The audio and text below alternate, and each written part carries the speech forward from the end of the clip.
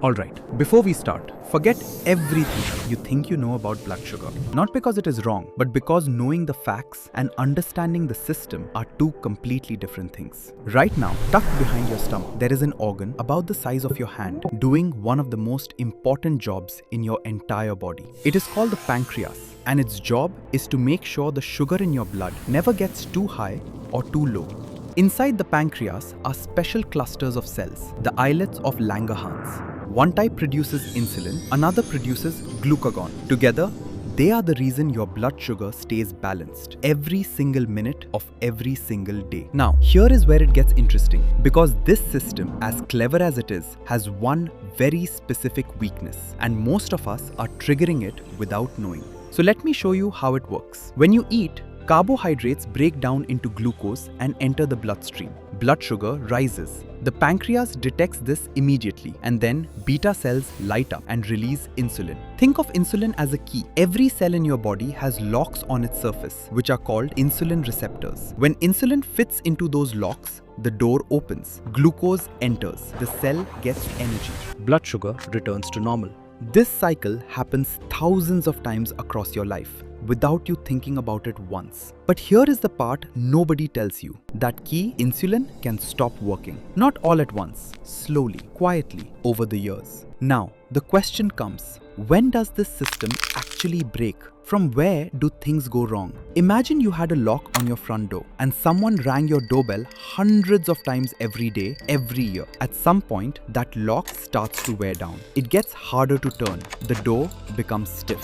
That is exactly what happens to your cells. After years of diets high in refined sugar and processed carbohydrates, the insulin receptors become less sensitive. The key still arrives, but the lock barely turns. The pancreas tries harder, releases more insulin, more keys, but the locks are stiff. Blood sugar stops falling all the way back to where it should be. This is insulin resistance. The system is still working, but working much harder to achieve much less. And here is what makes this so important to understand. Insulin resistance does not feel like anything. There is no alarm, no obvious symptom. Blood sugar is elevated, but not dramatically, not yet. Just slightly too high, day after day. But meanwhile, something else is also happening. All that excess insulin, with nowhere useful to go, starts activating receptors it was never meant for. Skin cells receive abnormal growth signals. Inflammatory pathways switch on, and the body runs out of quiet ways to send the signal, making it visible on the surface. And the surface means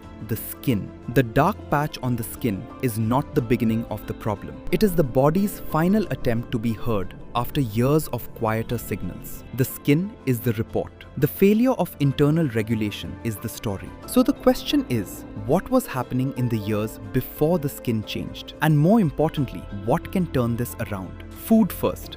Refined carbohydrates break down almost immediately into glucose. Every sharp spike demands a large insulin response, fatiguing the receptors further. Fiber changes the shape of that spike. It slows glucose absorption. A slower rise means a smaller insulin response, less pressure on receptors that have already been overworked. And the gut matters more than most people realize. A December 2025 study from Imperial College London found that gut bacteria produce a molecule from dietary choline found in eggs, fish, and legumes that directly switches off the inflammation driving insulin resistance. Feeding the right bacteria through choline-rich foods and fermented foods like kefir, sauerkraut, and yogurt is not just a soft advice. It directly interrupts the inflammatory chain that causes insulin resistance at a molecular level. Second is exercise. Muscle contraction pulls glucose into cells through a completely separate pathway,